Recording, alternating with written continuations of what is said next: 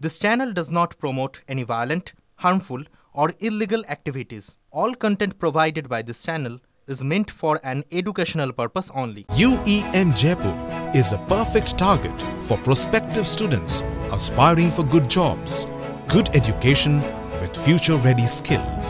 সামনে 26-এর ভোট আসছে, তা অর্থাৎ রাজনৈতিক দিক থেকে যথেষ্ট গুরুত্বপূর্ণ এই ভোট। আর এখন মমতা বন্দ্যোপাধ্যায়ের সঙ্গে বৈঠকে আইপ্যাকের প্রতীক জৈন বুধবার নবান্নে ভোট কুশলী প্রতীকের সঙ্গে বৈঠক দলনেত্রীর। আইপ্যাক এবং দলনেত্রীর মধ্যে সম্পর্কের বরফ সেটা কি গলছে?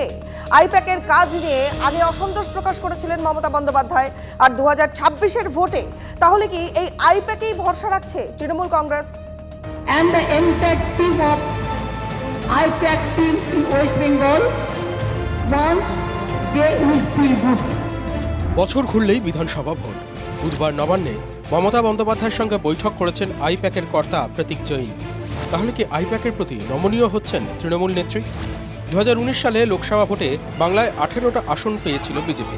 তৃণমূল কংগ্রেসের ফল খারাপ হওয়ার পর অভিষেক বন্দ্যোপাধ্যায় ভোট কুশলী সংস্থা আইপ্যাককে নিয়ে আসেন।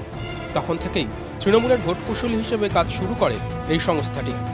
2021 সালে বিধানসভা নির্বাচনে বিপুল জয় পায় তৃণমূল কংগ্রেস। 213টি আসন পায় মমতা বন্দ্যোপাধ্যায়ের দল। বিপুল সাফল্যের পর তৃণমূল কংগ্রেসের অন্দরে আইপ্যাক নিয়ে ধন্য পড়ে যায়।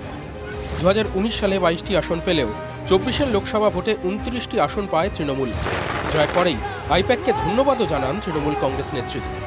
I am thanking all the Trinamool grassroots and the entire team of IPAC team in West Bengal. Once they will feel good. 21-এর বিধানসভা ভোট মিটে যাওয়ার পরেও তাদের কাজ চালিয়ে গেছে আইপ্যাক। তবে সম্প্রতি আইপ্যাকের কাজকর্ম নিয়ে তৃণমূল কংগ্রেসের অন্দরে বেশ কিছু প্রশ্ন ওঠে। গত ডিসেম্বরে বিধানসভায় বিধায়কদের নিয়ে বৈঠকে আইপ্যাকের রিপোর্ট নিয়ে বিরক্তি প্রকাশ করেছিলেন মমতা বন্দ্যোপাধ্যায়। সূত্রের খবর, বৈঠকে তিনি বলেছিলেন, ওসব প্যাক জানি না, এলাকা ভিত্তিক অনেক ভুল তথ্য আসছে, আমি যে তথ্য পাবো সেই অনুযায়ী সিদ্ধান্ত নেব। মদন মিত্র আইপ্যাক নিয়ে প্রকাশ্যে এমন কিছু মন্তব্য করেন জানিয়ে তোলপাড় পড়ে যায়। প্যাকওয়ালাদের এই প্যাক আপ মানে যে মাল গোটাও প্যাক আপ, এটা আমরা বুঝতে পারিনি। মাল গোটাও প্যাক আপ মানে মাল তোলো, ব্যাগ ভরো, প্যাক আপ করো। মমতা বন্দ্যোপাধ্যায়ের কোনো দুর্নীতি, কোনো দুর্নাম ছিল না।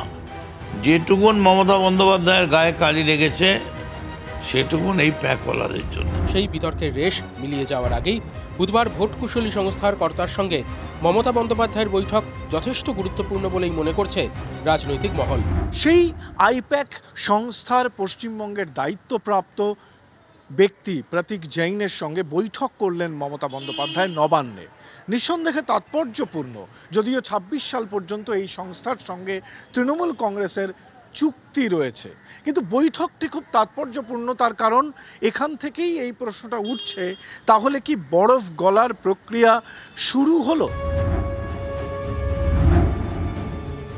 বিশ্বের ভোট বৈতরণী পের হতে কোনো প্যাকই এবার আর কাজ করবে না। তৃণমূলের আইপ্যাক মানে আসলে ভাইপোর আইপ্যাক, আর ভাইপো মানে আসলে যতটা তৃণমূল ততটা দিল্লি। তাহলে এই একটা দ্বন্দ্ব নিশ্চয়ই কাজ করছিল এবং সেটার প্রতিফলন সবাই বুঝতে পারছেন।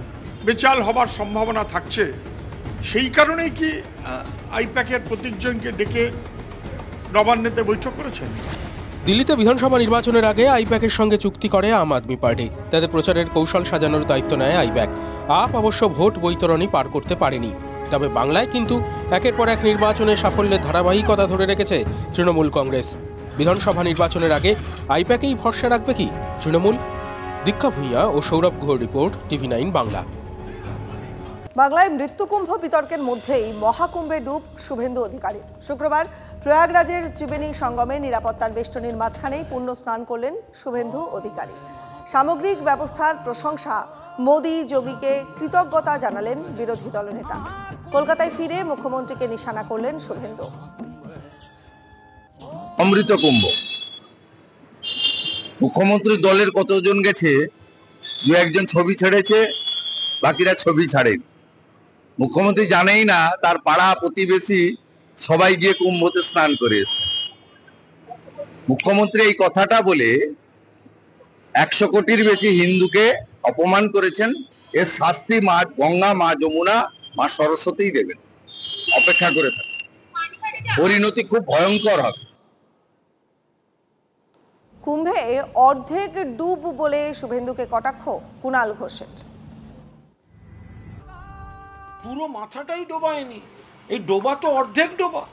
এটা তো তৎকাল হিন্দু তৎকাল বিজেপির সমস্যা যে পুরোটা ডুবলো না, শুধু ছবি তোলার জন্য নাক টিপে এইটুকু ডোবা। আর একবার যাওয়া উচিত, আমি দাবি করছি যদি সত্যিকারের হিন্দু হয় তাহলে আর একবার গিয়ে পুরো ডুবতে হবে এবং অন্য লোককে না দাঁড় করিয়ে নিজের হাতে নিজের নাক টিপে পুরো ডুবতে হবে। এই অর্ধেক ডুবলে এটা কুম্ভের অপমান, কুম্ভের অপমান হয়েছে অর্ধেক ডুবে। আসি পরের খবরে।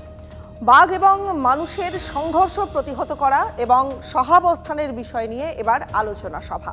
সুন্দরবন সহ দেশের বিভিন্ন জায়গায় বাঘ এবং মানুষের মধ্যে সংঘর্ষ দেখা যায় মাঝে মধ্যে, যাতে দুপক্ষেরই ক্ষতি হয়, সেই প্রতিকার করতেই এই আলোচনা সভা। আলোচনা সভায় ছিল wild life trust of India, রাজ্য বন বিভাগ এবং রানী রাসমণি মিশন, পরিবেশ, বন এবং জলবায়ু পরিবর্তন মন্ত্রক, জাতীয় বন্যপ্রাণ সংরক্ষণ কর্তৃপক্ষ, ভারতীয় প্রাণীবিদ্যা সংরক্ষণ, national institute of technology, wild life team Bangladesh এবং হোয়াইট ফান্ড নেচার আয়োজিত এই আলোচনা সভা অনুষ্ঠিত হলো নিউ টাউনের একটি অভিজাত হোটেলে। আমাদের মেন উদ্দেশ্য হচ্ছে ভারতবর্ষে তথা পশ্চিমবঙ্গে এবং সুন্দরবনে বাঘ এবং মানুষের মধ্যে যে সংঘর্ষ মাঝে মধ্যে হতে থাকে, দুপক্ষেই ক্ষতি হতে থাকে, তার প্রতিকার করা, যা সমস্যা সেটার সলিউশন বার করে এগিয়ে যাওয়া এবং মানুষ এবং বাঘ যাতে পাশাপাশি একই অঞ্চলে সহাবস্থান করতে পারে সেটা নির্দিষ্ট করা।